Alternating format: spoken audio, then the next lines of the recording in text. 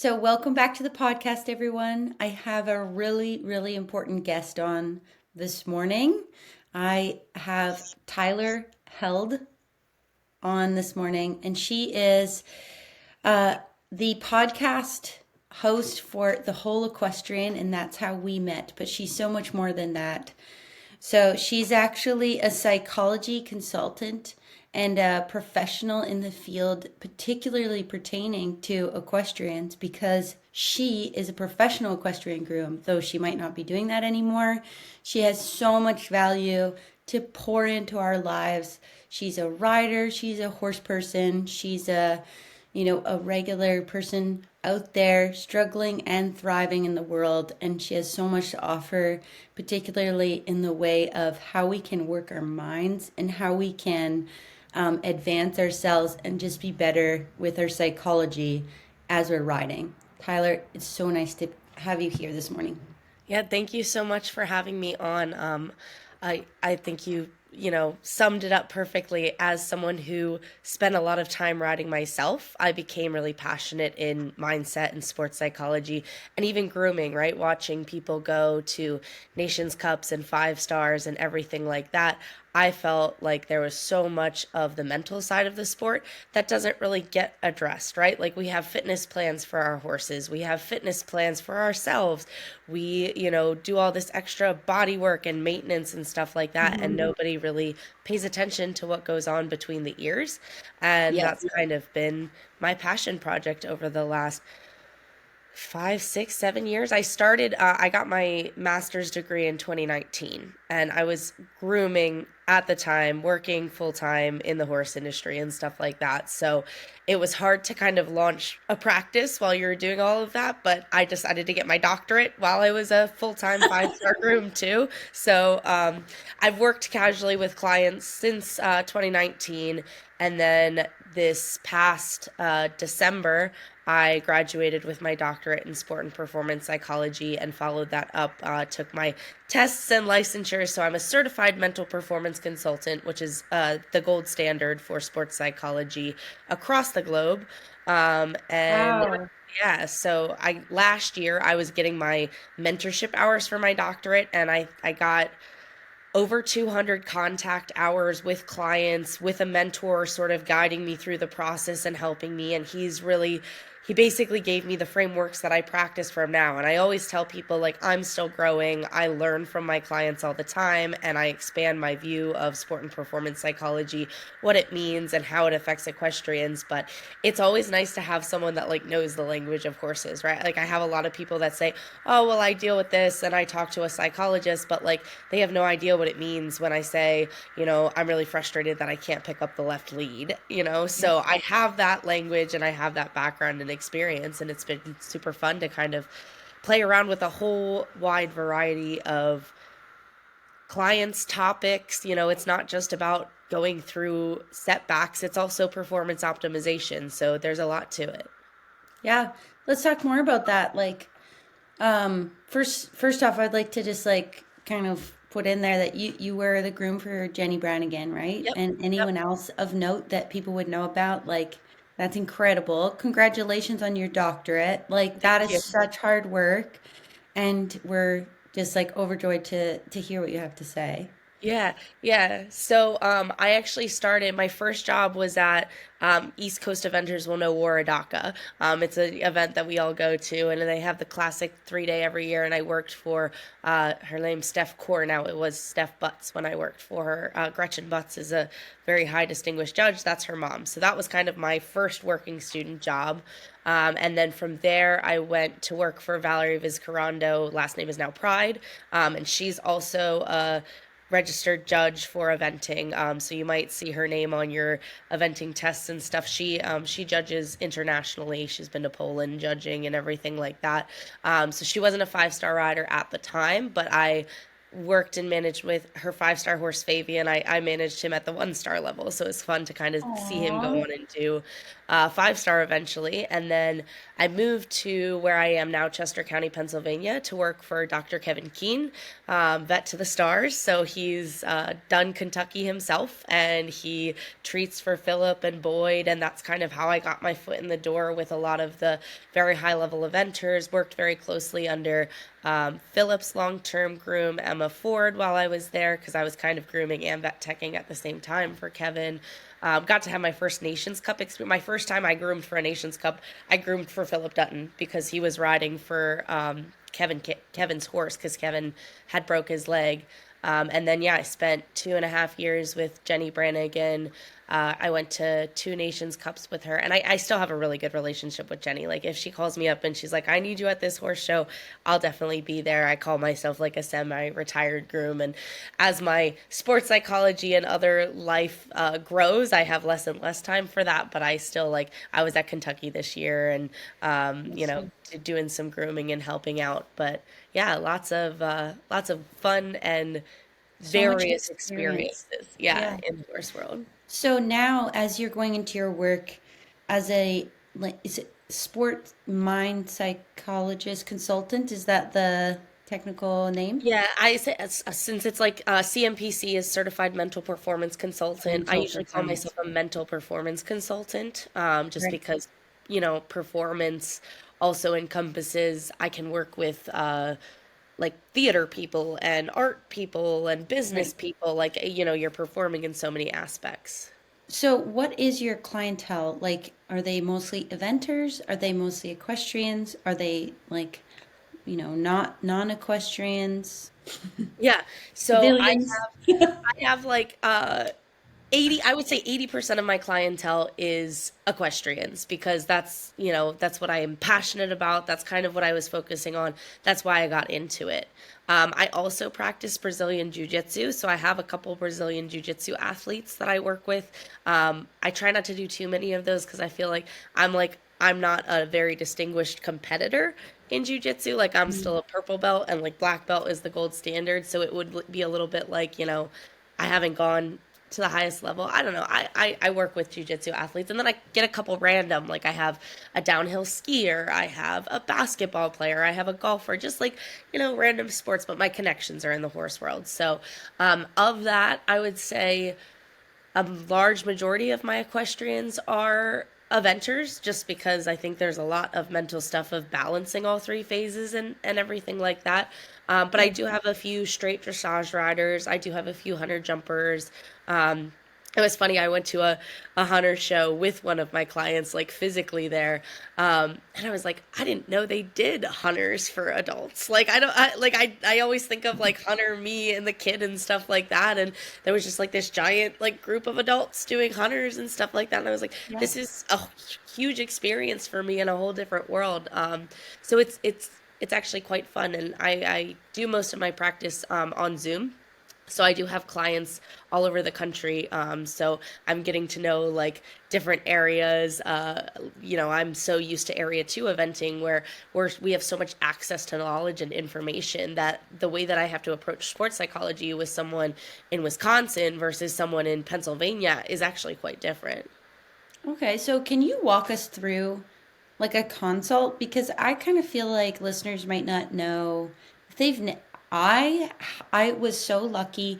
My very first coach was a psychologist. I'm not sure what type. Yep. But she would give me like little gifts and warm up. Like we would do mental exercises and warm up. And I now looking back, I was really spoiled to have that. But most other riders, maybe, for example, like we talked about on your podcast, I have some psychology training from being like a medical professional for teams. So I'm able to give like when I'm coaching, I'm able to give my riders a little taste, but most people don't have anything. So, like from ground zero, can you take us through a consult, even if you need to use me as an example? Like, can you like walk us through, like, you meet Tyler, you're scared to death to just talk about whatever she's going to bring up. What's happening? Is she your friend? Is this where, like, is it strict? Are you a personal trainer for the brain? We don't know anything. Yeah, yeah, absolutely. And, there's definitely things that I will tell people on a first session basis just to explain to them like what sports psychology is, because I do feel like there's like a lot of misconceptions about the practice, right? People think if you talk to a sports psychologist, it's because you're weak or you're dealing with something, or, like you can't get through it. And I think there is a lot of breaks that get put on because it's like, oh, like I am struggling, but I don't want to talk to Tyler because Mm-hmm. I don't want people to know, right? Like, and I've got Mm-hmm. clients on the other side that are posting on Facebook of like, this is Tyler. She helped me so much with this, that, or the other. And I have people that are like, not sure. And I always, from the bat, say, look, sports psychology is, again, not just for people that are going through performance breakdowns. It's all about finding the skills and the tools to make you the best that you can be. And whatever your goal is, I'm going to help you find it. So I literally don't care if you are someone who had a bad fall and just wants to feel calm going on a trail ride, or if your goal is to get to advanced 5-star level. Like, I am not going to look at anyone any different way. Honestly, I like to work with the people that are like, I just want to have fun more than, I have this goal in mind, because I think there's a lot to be said about being ego driven and having to deal with the pressures that, people put on themselves. I work with so many different topics. And so, where I approach my practice different than some other sports psychologists is I work in a very conversational way.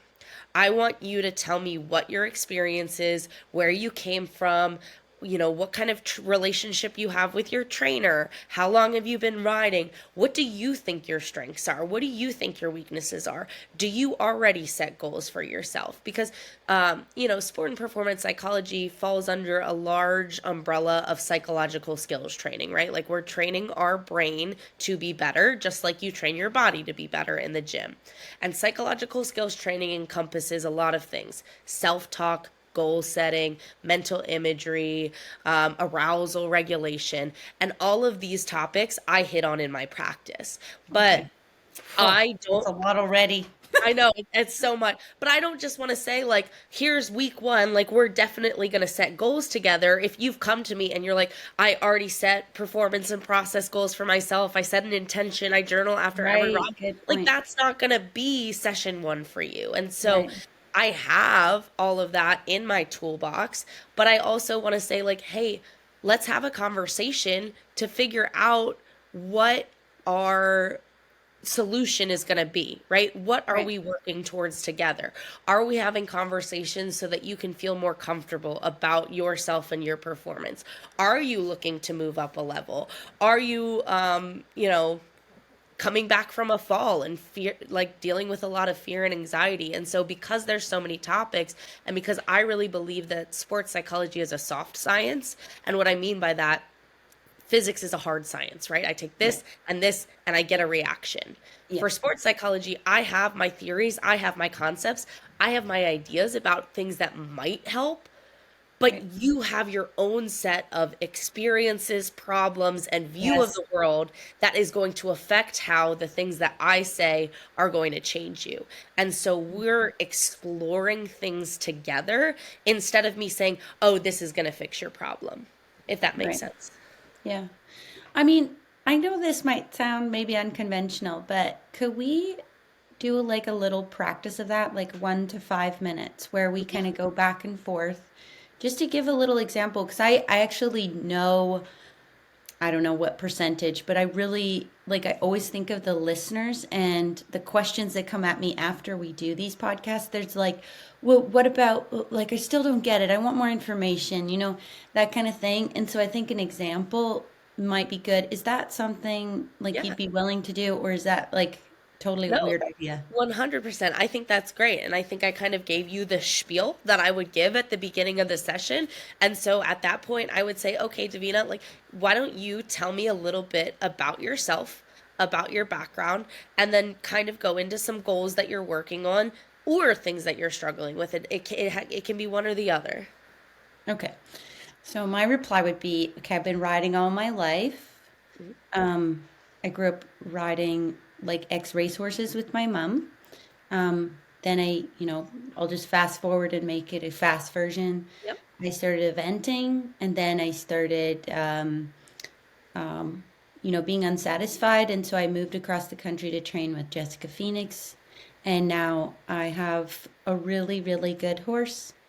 And I went up to the 3-star level, and he was ready to go advanced. And then he started to not go so well. We found out he had Lyme's disease from a tick.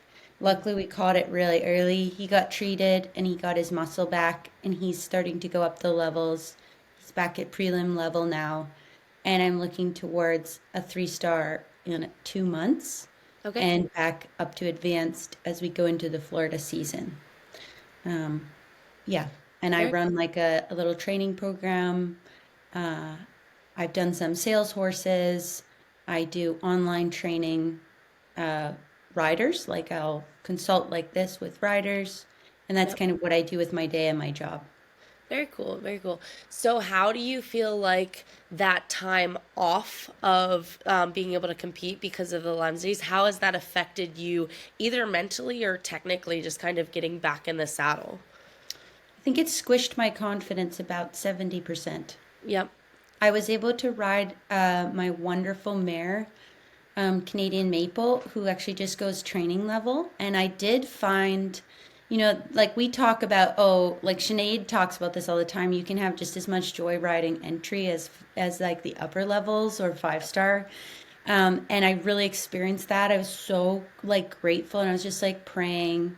I was like, God, thank you so much for like Maple, because if I didn't have anybody, like we went to Terra Nova and we took it very seriously at the training level. And so I just mentally like pretended that this was like the next up and coming, really big horse, even though she's like training level 1-star, which I mean is still amazing. But Yep. she's so much fun, and she has a big gallop and she's got a big jump. So it feels like you're doing something, and that really kind of held me. Yep. But yeah, it crushed my confidence in just a lot of ways. I felt really bad that I didn't catch it earlier. Like I felt like, very bad about that.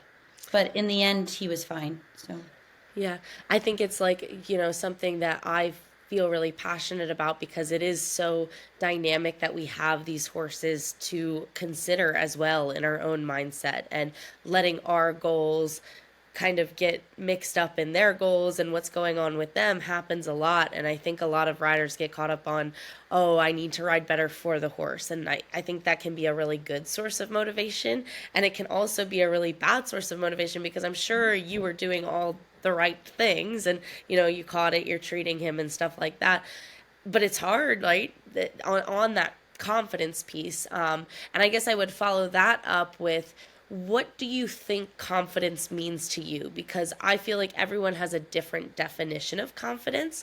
And so, as you're identifying that there's a confidence deficit here, we have to define it to be able to build it back up. So, how would you define your conception of confidence? um, well, confidence is like having faith in your preparation. Hmm. And then I would go a step further and say, what is faith? Faith is like the evidence of the things that you can't see. Yep. I love that. So that's kind of how I would progress those ladder of definition. Yeah. So for me, like confidence, I exactly what you said, but in one word, confidence comes from competence, right? It comes Yeah, from knowing that we can do the thing that we're being asked of. And that's I right. feel like, especially in eventing, being competent to be confident is really important, right? You'll see Ooh. people that say, just think positively and everything will be great. And our sport's dangerous. And so I don't I want someone to mean, say, you don't know oh, how like, to land and turn. right, right. Like I'm fine, and they're getting wrong spots to every freaking fence out there, right? Like you have to have this sense of, okay, I know what to do. I know how to act and react, and it's not it's going to be perfect. It's I'm okay and I'm prepared for all this imperfect stuff that happens in eventing. And so then what I would take you through with that would be, okay, you're going to go 3-star in 2 months. what are your goals leading up to that? Because 3 star is an outcome goal, right? That is a future oriented. I either go to the show and I finish on a number, or it goes horribly and I finish on a letter, um, or I don't make it, right? Like that's an outcome. And you don't have much control over outcomes. But what you do have control over is the effort that you put into your training on a day to day and how you feel about your preparation, making yourself feel the most competent leading up to that 3 star. So we would take that 3 star and we would break it down and say, what are the goals, mental, physical, and technical, that we're setting on a day to day basis to make sure that competence is so high that you can feel competent going to that event? Ooh, I think there's some gaps. Now that you've broken that down into those categories, you've Yep. helped me see that I probably don't have any mental goals. Yeah. I don't like I didn't really think to do that technical goals for sure. Yep. To me, technical means like what shows am I going to go to? Mm-hmm. What, what score am I going to get? And then deviate to which shows based on how he's feeling, that kind of thing. Mm-hmm. What supplements he's going to be on, what kind of building we're doing in his physical body. Those are Yep. technical. Yep. And what was the other one that you put out? Physical. So like your own physical fitness. Like, are you physically primed and ready to do the task that's in front of you? Yeah, I feel less confident in that as well.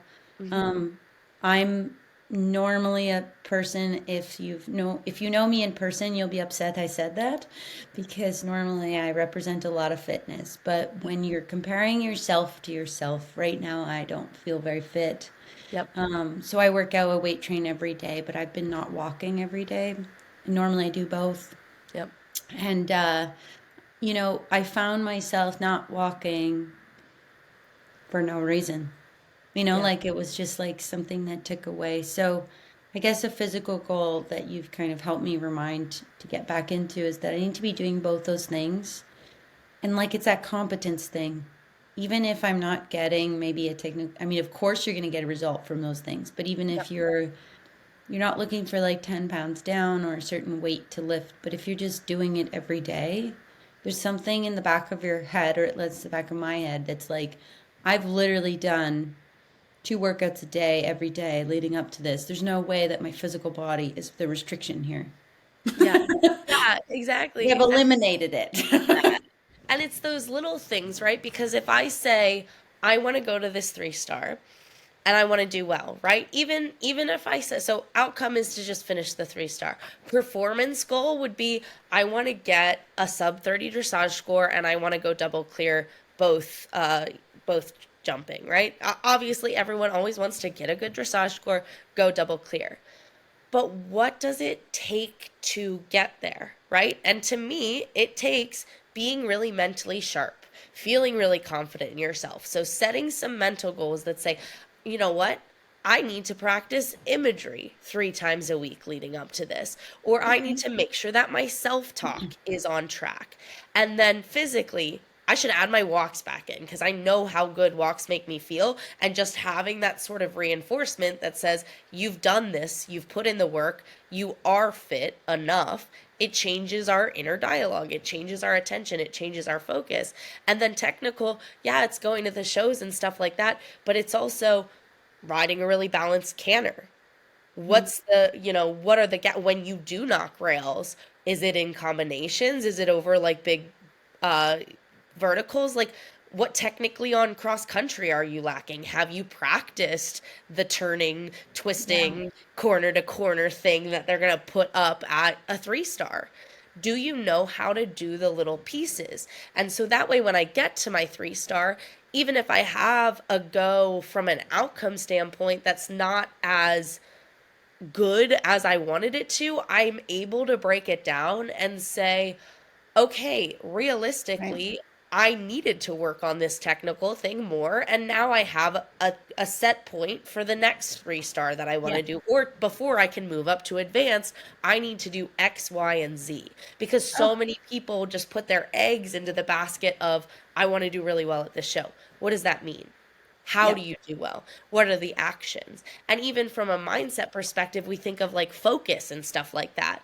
If I'm thinking I want to go double clear on a show jumping round, the second a rail knocks, my focus is completely shattered. I'm not achieving my goal and I'm not good enough and I'm not going to feel good about myself. But if my focus for show jumping is to be calm, collected, in a good rhythm, and count Hmm. my strides, and I'm doing all those things, and my horse happens to rub a rail, it's like, okay, well, you can have a really sketchy show jumping round and it can still be double clear, or you can work on the things that you're trying to fill the gaps of and still knock a rail but feel successful about it. Oh my gosh. Okay, this is incredible. Thank you so much for this entire like little block of Yeah, yeah. example because and like certainly if you have more to add, but like I Yeah. just felt like that was such a good example. So particularly I just thought of like 9 students that need to book in with you because I love it. um, I, first of all, I just got so much value for myself out of that. Thank you very much for your Yeah, yeah. time because that's Absolutely. like, you've done a whole doctorate to get that information to tell me like, have you been walking? Like Right, seems right. simple, but like I would not have come to that conclusion without this conversation, like you're saying, this clinical conversation where you're extracting this. Yep. And I just love that because I've experienced the positivity of what you're describing before, but I Yep. think I happened upon it by accident. So, for example, went out there and roared around Bromont 3 star and came back with 40 penalties, and I was the happiest ever Yep. because I accomplished all the freaking hard stuff, and I just happened to have 2 rub-bys, you know? Yep. And one of them in particular was unfortunate because I was on hold for like 15 minutes Oh yeah. because Yep. someone had had like a very bad fall in front of me, so much that the horse was dry. So I just kind of didn't have enough canner going into the monstrous water at Uh, Bromont, yep. right? And then of course the whole talk of the day, people were kind of falling off like little ants, and the course was very hard. And so I came back with 40, and my horse was happy to jump, and he had a few like, oh, can't jump from theirs.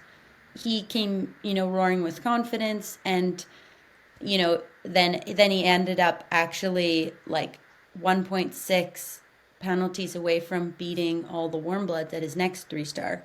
Yep. So like, it was such a build, and it was so, such a positive experience the way that you're describing.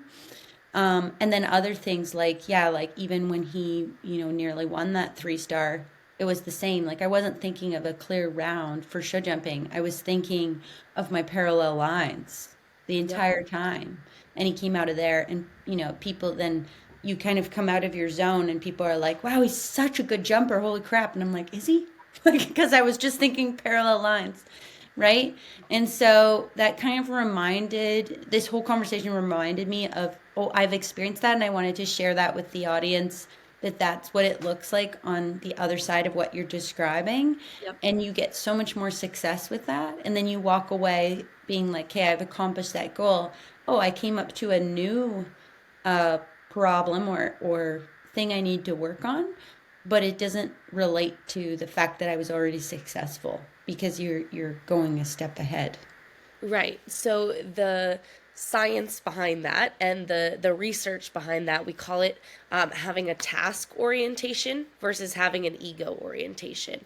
And so when you have an Ooh. ego orientation, you care more about how you measure up to other people, your results, how you look, which again in our Instagram Yeah.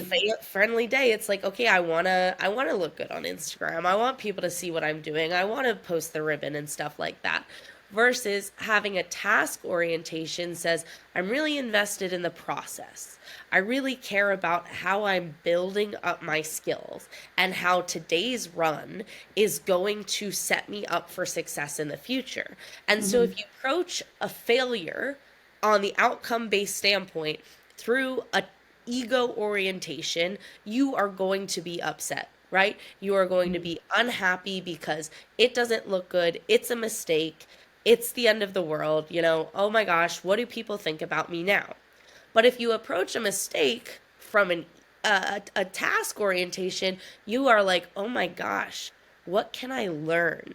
This Hmm. mistake is showing me the gaps that I need to be successful in the future because none of us are perfect, right? Nobody in this sport wins consistently all the time. I mean, just look at Tammy. She had one of her best weekends, Oh, followed by like one of the worst things that can ever happen in this sport. yes. And then she went back and had a great one again. And it's Yes. just like, you can't control so much of that. And so, control is another word that comes up a lot when I'm practicing. If you are feeling tension, if you're feeling upset about yourself, if you're feeling like you're stuck, it's a lot of times because you're focusing on things that you can't control. And to me, you can't control the outcome of an event. You can't control how the dressage judge is scoring. You can't control if there's a jump that your horse thinks is really spooky. Like, those things are not inside of your control. So when you take that and you shut it down and say, what is in my control? Okay, I can be really nice and tight through my abs. I can keep my leg on. I can Mhm. be in the right position. I can get the right canter and work through. And I can control my mindset to know that I'm not distracted on things that aren't going to help me be successful today. That's like, there's so much value. We're only 30 minutes in. There's so much value. I want everyone to book in with you. Like, I just think, like, it's, I've worked with, I'm just thinking of all the riders that need to hear this. And I'm so happy that we're recording pretty much, Yep. Yep. and like, even as an example, I will share with the listeners as well the negative experiences that I've had with what you're talking about. Like, I was at a show and I had one rail, and or I had two rails, and I was like, that is fucking stupid. You're an idiot. This horse can jump. Like, I was so hard on myself. I nearly wanted to beat myself physically with my crop. I thought it was so bad. And I think listeners need to hear that, like, lots, like, maybe they're not alone in that. Hopefully, maybe I am, but like, I'm probably not alone. I just thought, like, you're not giving the horse a ride. Like, this horse is sails over jumps, and like, I was just so hard on myself because my outcome ego goal was like this, like, he always jumps a clear round, and if it's not, then you're a piece of shit. And I was like, okay, well, maybe there's a different answer to this, and I could be doing it different, because though the outcome was that, or like is that, the outcome is that, Yep. but it didn't come from traveling along the road of ego. It came from traveling along the road of what you're describing, of me finding my parallel line and letting him jump. And actually, Jesse Phoenix is a coach, like my regular coach, and she usually is very smart to tell me only one or two things. But one of the things she told me that I was like, I repeated to myself in just trust. I just trusted her, and I was like, yeah, I'm just going to repeat this to myself. But later on, I was like, this really doesn't seem like it has anything to do with riding. She was like, you know where you are, you know what you're doing. Yeah. And then I That's so just repeated powerful. that to myself, and then it worked. Yep. And then I was like, it didn't really have anything to do with like where my leg needs to be. Like, now I'm Yep. kind of like digesting that she's getting at something else. Well, that's so powerful because I always say, like, most of this stuff that we do and talk through is for you outside of the saddle, honestly, more than it is in the saddle. Because if you think of a peak performance state for your dressage test, for show jumping, for cross country, it comes from this very happening, doing place, right? Yeah. It's not I'm forcing myself. It's not I'm, really deliberate about this thing. It's I have trained my body and mind so well to act and react outside of this performance experience that I just to get to go in and ride my horse, ride the canter, ride the jumps, and let them come. It's not, oh my God, if you think of the number of cues in dressage that you could give yourself to keep your horse round and through and also ride through the test, you physically cannot think about all of those things and execute them at once. And so Mhm. people get into these freeze states because they're, oh my God, like I'm trying to do all the things. Let yourself. do the work outside of the saddle. Have these mental battles, have these conversations with yourself so that you can feel confident enough to go to that test and just ride the rhythm, ride the balance, ride your horse and flow, right? Flow states are, pretty common in sports psychology. And it's like this merging of action and awareness. Self consciousness, let's go. We don't think a lot about it because I feel like the most I get problems with eventers is like show jumping, right? They're like trying so hard for this minute and a half course to keep these colored rails off the ground. And I'm like, you need to stop trying so hard because as soon as you start to try really hard, you get tense and you get like really really I have to do this well. I can't knock a rail down, when in actuality how you don't knock a rail down is just be really soft. And obviously I think there's, pick 3 cue points. Always have a good balance in your canter. Like you can't go to these jumps without a good balance in your canter. Have a good rhythm and have softness in your body, and most of the time your automatic processing system is going to take over and do that for you, as long as you're not getting in your own way. I mean, at our level, nobody gets on to post the trot and says up, down, up, down, up, down, right? We have to learn it. We have to do it that Yeah. way. And it's the same with skills. It's the same with everything else. Use your lessons and your training sessions as training, as an opportunity to put all of this information in a very conscious state to the unconscious system, so that when you're going to a performance, to a show, to a clinic even, you can just go and ride your horse and Yeah. stop trying so hard. Yeah. That's incredible. What a great reminder. So, just practically speaking, kind of going back to our little demo we did with me there for a Yep. second, Yep.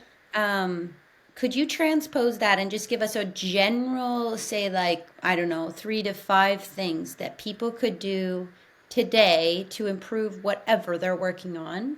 Because Yep. you already kind of hit some great points for me. Like, was it doing a visualization? Yep. Am I doing my walk? Like hitting all those categories. But can you give us like a generalization so that everybody could take away and practice those things and then probably Yeah. call Yeah, it? absolutely, absolutely. So the first thing that like I would say everyone would benefit from is getting really specific about those goals. Like we said, you're allowed to have your outcome goal in the future, but can you set your process goals that you're working to on a daily and weekly basis to get you to that outcome? Take a really good look, do an inventory, say, what are my deficits? If you're at a show and you're going the same level and you want to do better, what did I do at that last show? How can I improve on this? And actually, I did an article with Eventing Nation, if you want to link it in the show notes. I will. It's on goal setting, and it has one of my goal setting worksheets attached to that article. So that's a great resource for anyone that's looking to get more specific about that.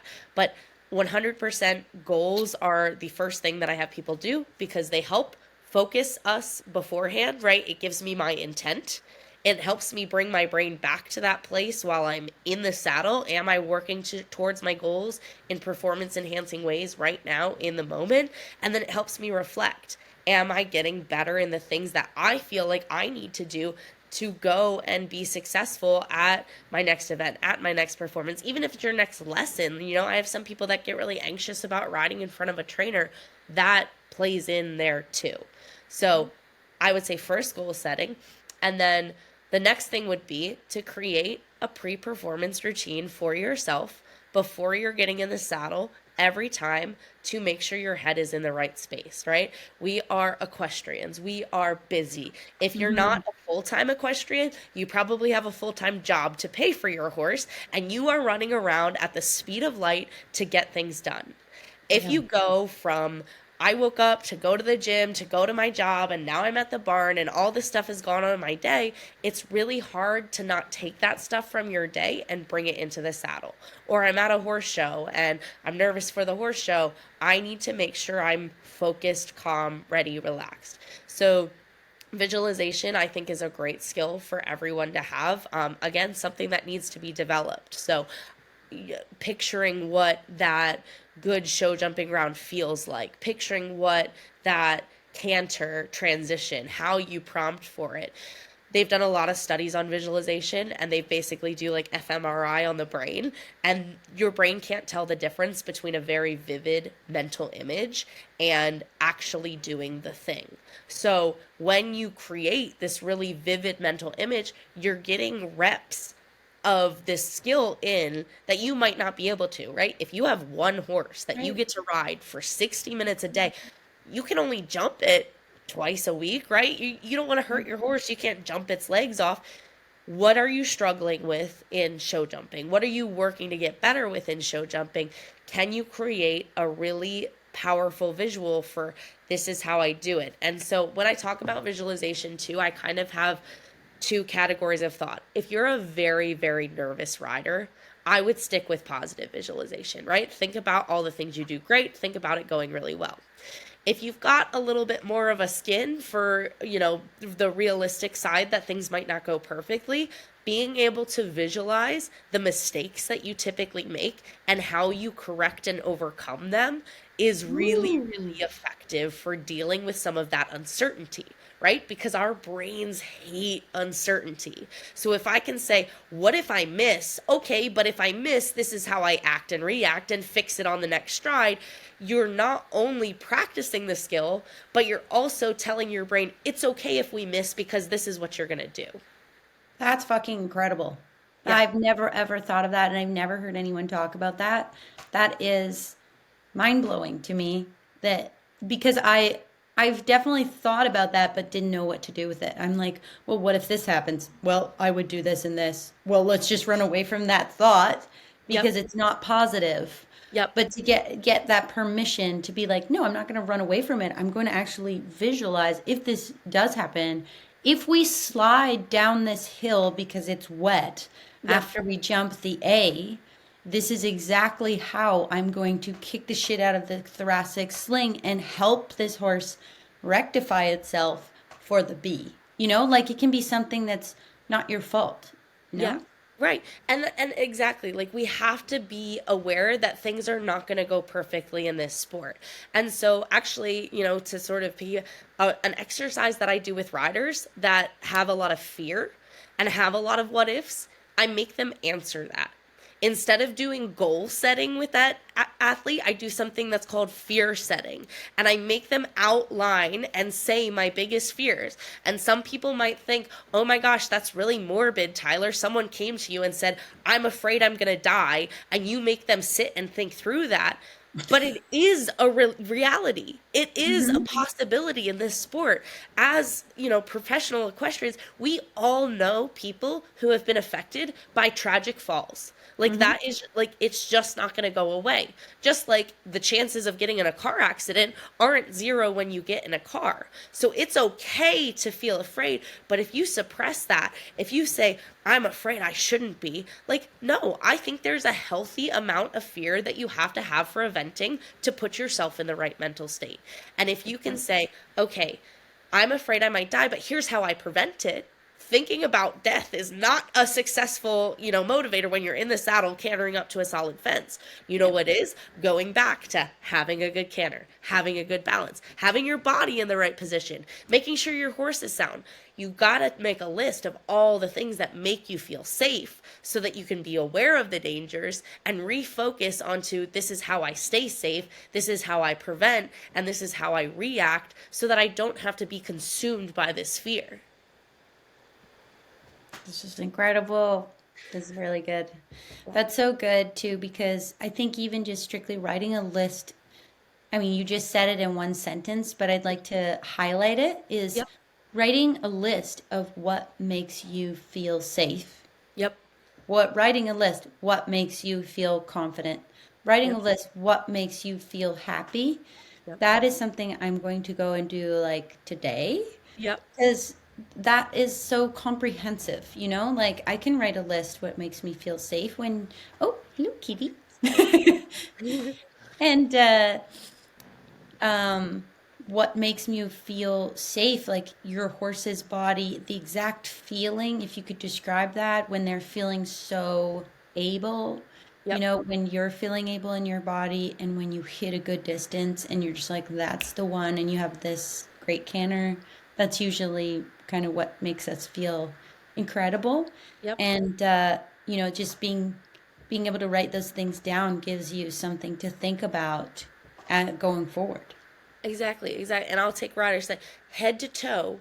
Where do you feel the safest? Like, talk to me about some body cues that make you feel really safe. Like, do you ground into the saddle? Do you put your heels down? Because a lot of times when people feel fear in the saddle, they get in this turtle position. Do you know what, Mm, like, what are you going to do if your horse jumps a jump and you're in the turtle position? Like, you're flying off. Like, you're yeah. not in a position to act and react to the stimulus of your environment.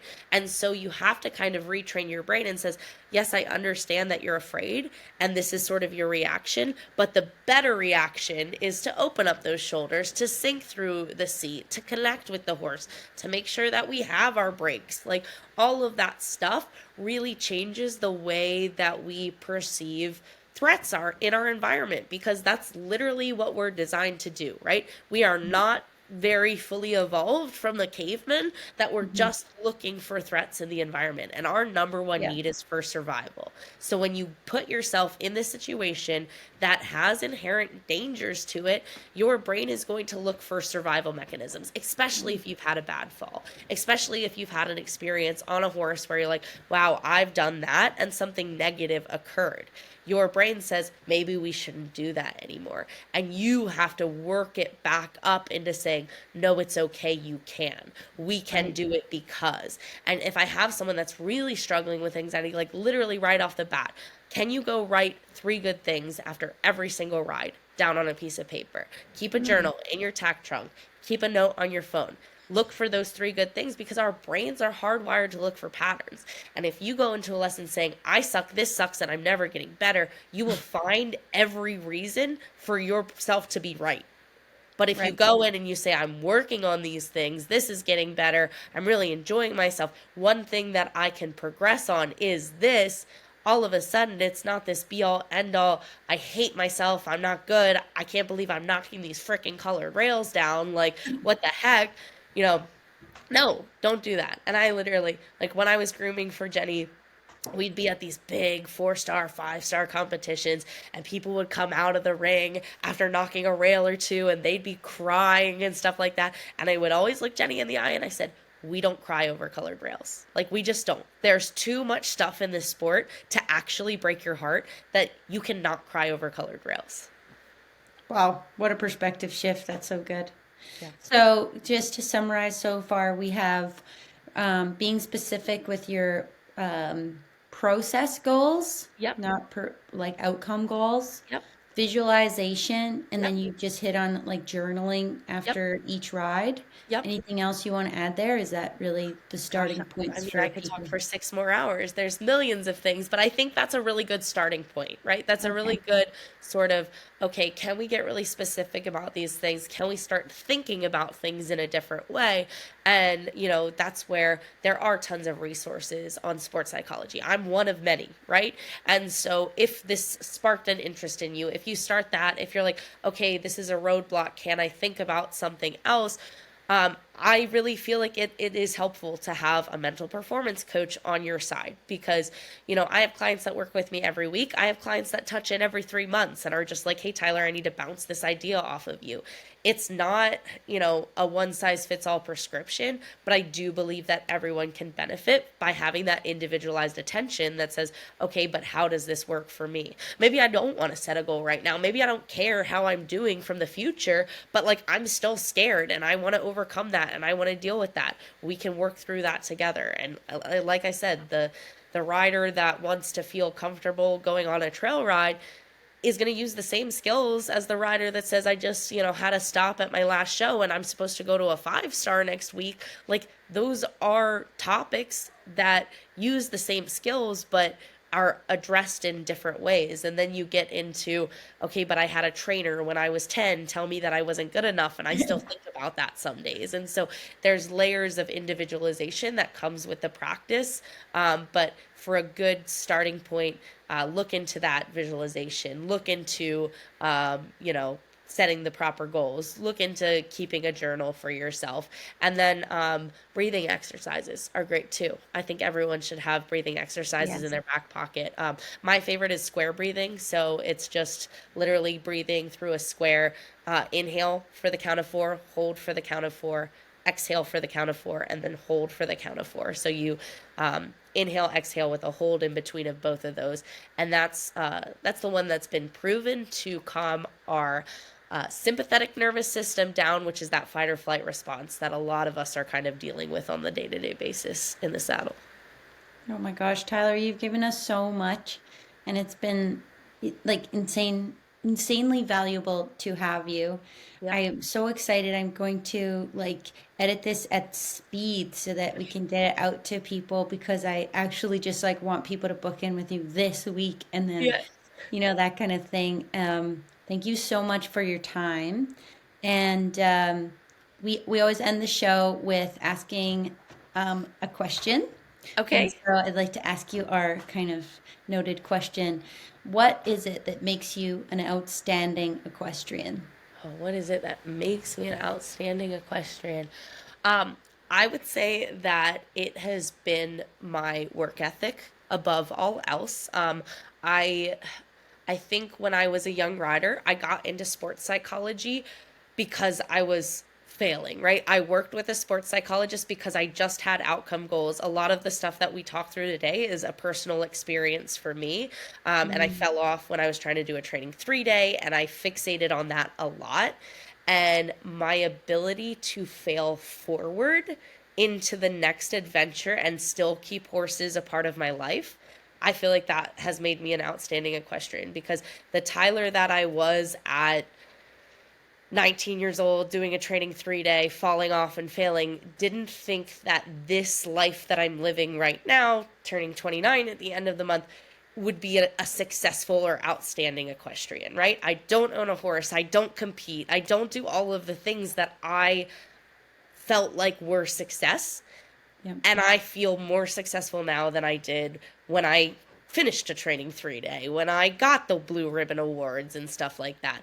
I feel like I'm making an impact. And I think when Mm, you can make an impact through your love of horses and you can share that community and you can mhm. bring people together and have them think about things in a different way, that is what it means to be successful to me. Oh, that's a great answer. Thank Well, you. you're an incredible person and certainly a successful person. Your value of all of your failures, I just want to tell you personally, has an incredible impact on everyone listening. And without those failures, we as people listening would not be as well off. So thank you for failing forward so that you could meet us all here and meeting all the people in the future. Yep. So just bless you for that and thank you so much. And Thank you we'll so have to much for have you having on me on again. the show. There we go.